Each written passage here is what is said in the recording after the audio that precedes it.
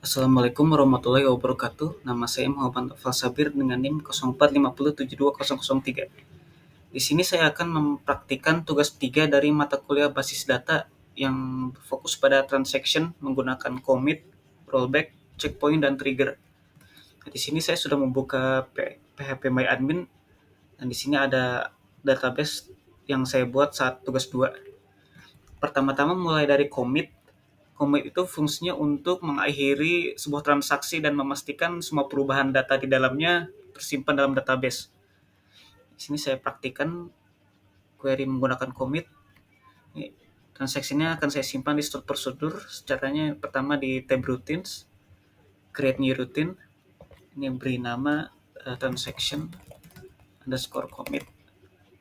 Bagian parameter di drop saja. Pertama query-nya begin, start transaction,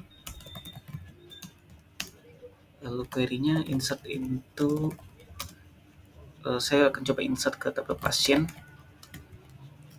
values namanya Ferdi, jenis kelamin laki-laki, tinggal di Jalan Batu. Lalu setelah diinsert ditampilkan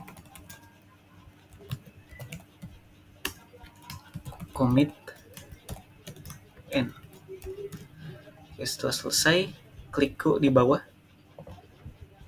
Selesai. Untuk menjalankan store prosedur ini kita ke SQL, lalu query-nya call, lalu nama rutinnya transaction underscore commit, go. Ya, sudah selesai. Di sini ada dari yang tadi di input nama pasien Ferdi, laki-laki, alamatnya di Jalan Batu. Untuk memastikan komitnya berjalan, kita tampilkan seperti biasa, select tentang form pasien. Ya, benar tersimpan Ferdi, laki-laki, Jalan Batu. Nah, berikutnya akan saya tunjukkan perbedaannya jika tidak menggunakan commit. Saya buat yang baru. Saya akan menggunakan query yang sama, hanya tidak menggunakan commit. Transaction, saya beri nama without commit.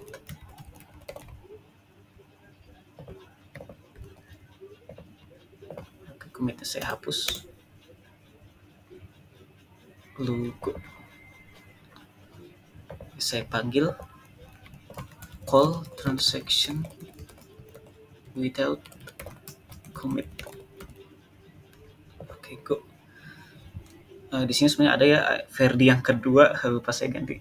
Tapi ID-nya bisa dibedakan ya, 7. Di sini ada terinput baru Ferdi 7, tapi karena tidak pakai commit, jika kita tampilkan lagi pasien, nah di sini tidak tersimpan, tidak ada ya Ferdi yang ID-nya 7. Ya, selesai commit. Berikutnya rollback.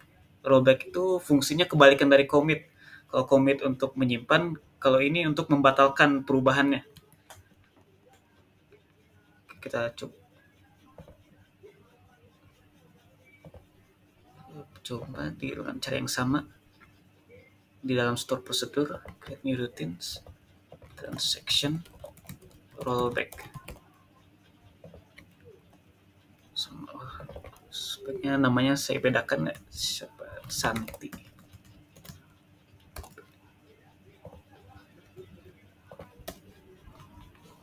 Ini sama Santi P, jalan, tinggal alamatnya di jalan hutan.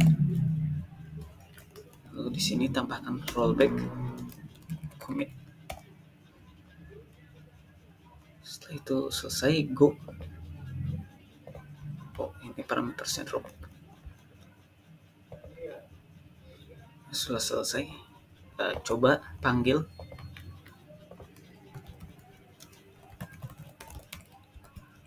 rollback.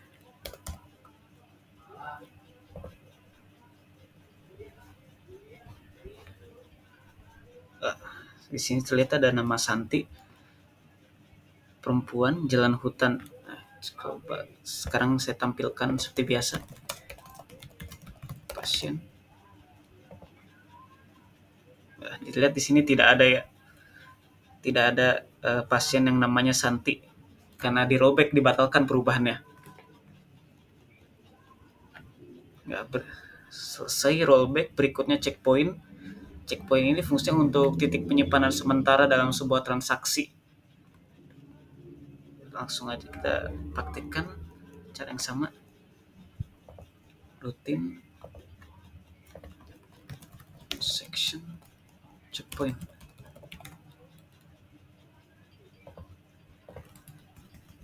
Sebentar.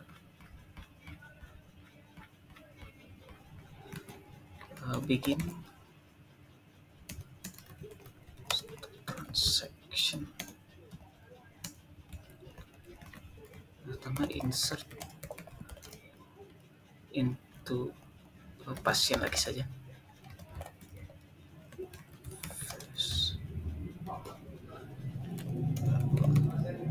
Oh, ini yang pertama saya isi dulu karena ini untuk ID pasien dan ID pasien sudah saya set supaya auto increment.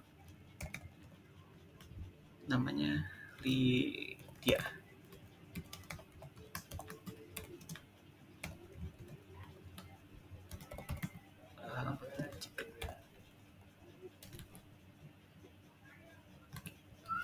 Ini untuk checkpoint, query-nya itu save point, misalkan poin 1.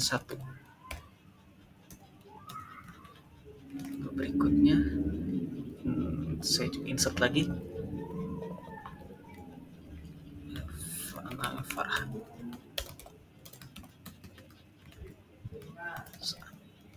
Seandainya.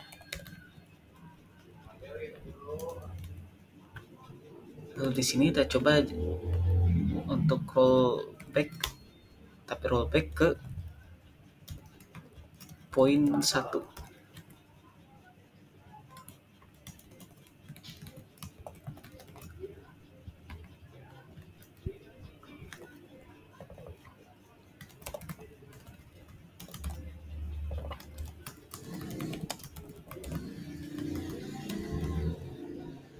Oke, saya commit. Select intent from pasien. N. Oke, selesai. Kita run rutinnya.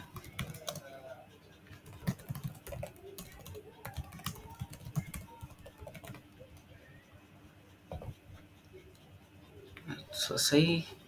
Nah, di sini hanya menginput Lydia sama Dina saja. Itu dikarenakan di bagian tadi yang checkpoint ini rollback to point 1. Jadi kembali ke bagian sini dan mengabaikan query yang saya tandai. Kita coba cek. Pasien.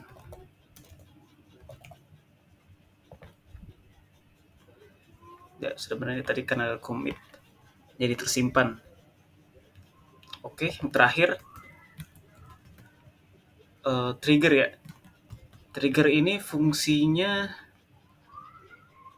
untuk membuat perintah yang dipicu dari suatu event, entah itu insert, update, atau delete. Caranya ini akan saya praktikkan di tabel yang lain. Di sini ada tabel obat. Di sini ada ID, kode, nama, harga, stok, dan transaksi obat. Triggernya itu nanti akan dipasang di transaksi obat. Cara membuatnya itu ke tab trigger, create new trigger. Trigger namanya apa? Create transaction.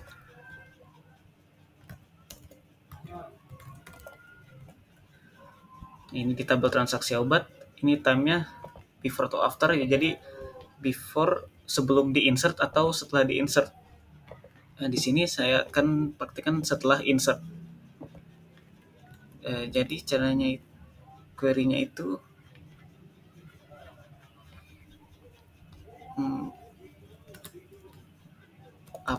update obat, set stoknya sama dengan stok dikurangi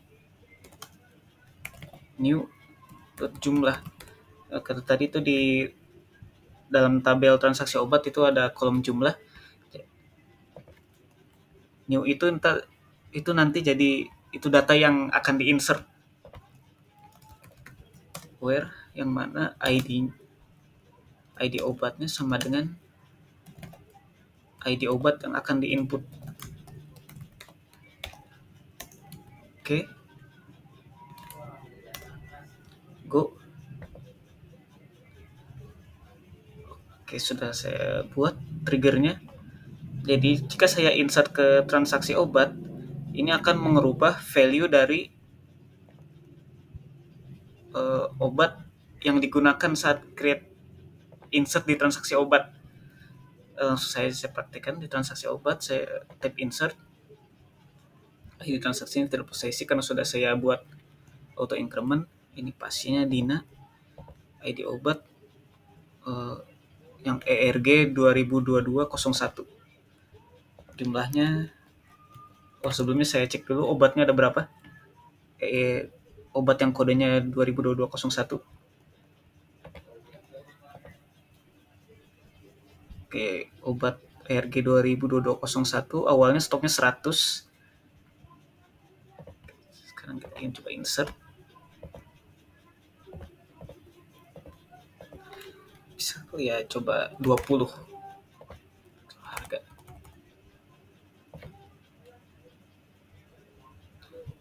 Oke, sudah terinput. Kita cek di obat. Bisa dilihat stoknya sekarang 80 ya.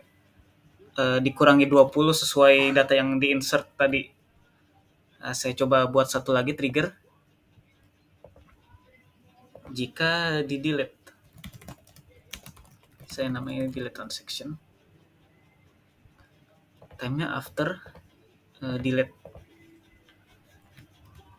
Sama jadi update obat set stok sama dengan stok ditambah old.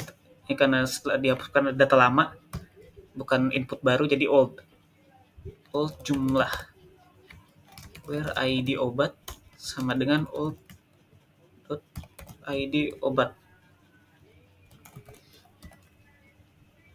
Go.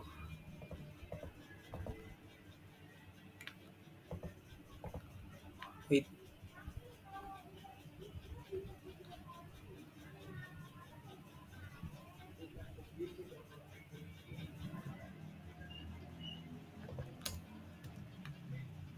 Berarti ada yang salah. Anggaran kolom jumlah. Oh, tabelnya pasti ganti ke transaksi obat. Oke, selesai. Jadi di transaksi obat ini saya delete obat yang ID obat 1 ini akan bertambah 20. Kita cek obat, stoknya kembali ke 100 ya karena tadi di delete. Ya, sudah selesai. Commit, rollback, checkpoint, dan trigger. Ya, sekian dari saya. Mohon maaf bila ada kesalahan dan mohon bantuannya untuk dikoreksi. Terima kasih. Wassalamualaikum warahmatullahi wabarakatuh.